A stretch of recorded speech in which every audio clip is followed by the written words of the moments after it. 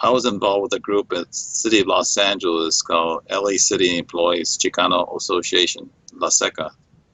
And at the time, there was an effort on the East Coast to increase the number of minorities in engineering.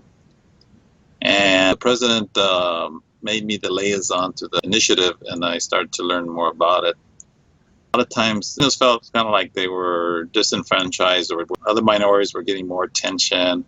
And so I used to hear that. And so I came to a conclusion that, we really need to do our own thing rather than complain. Let's do something. Pick four individuals that thought pretty much the same thing I did. I pretty much convinced them that, we should start this group, a national group, and they were for it because we had experience now with organization and politics through this other group that we were involved with. So that helped a lot. It's no different than starting a small business or a business period because none of us had that experience of establishing a national organization. But at the same time, we did have organizational skills and we have some political context. And I had some friends. It was funny because there's, a lot of things kind of lined up, and the difficulty really was not growing or establishing. It was funny because everything kind of just fell in place. But the difficulty was, it was hard work. it was a lot of hours that we were dedicating because we were doing a full-time job, and we were, starting this group.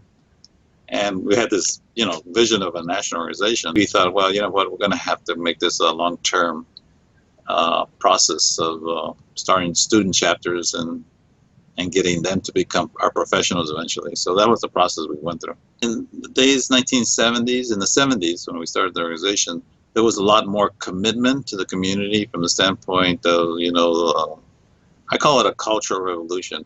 We just thought, well, we're engineers, and what can we give? So we'll give back by being role models and trying to get other people to become engineers, and that'll be a good economic basis for future generations, we thought. So keep in mind, it's the big picture.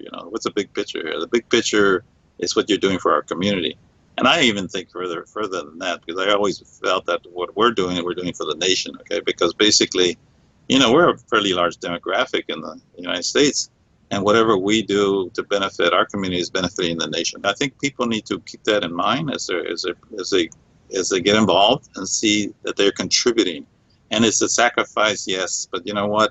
It's not. When you look at it that way, and you look at what it means to our nation and what it means to your family and your community, it's not a big commitment. And I think also that you will benefit personally. That's one of the things I think they got to recognize, because even though when I started SHPE, I wasn't looking for that self-benefit, I found that over the years it's been very beneficial, okay, both in my business and in my career. So I know that people that get involved are going to benefit because they're going to grow. People tell me we're the best kept secret. Success means a lot of things to different people. So in my opinion, success is something that people have attained what they want to accomplish. That's success, whatever that may be. Every time I go to conferences, I always meet somebody, some student or professional that tells me their story. And they said, this is what it's done for me.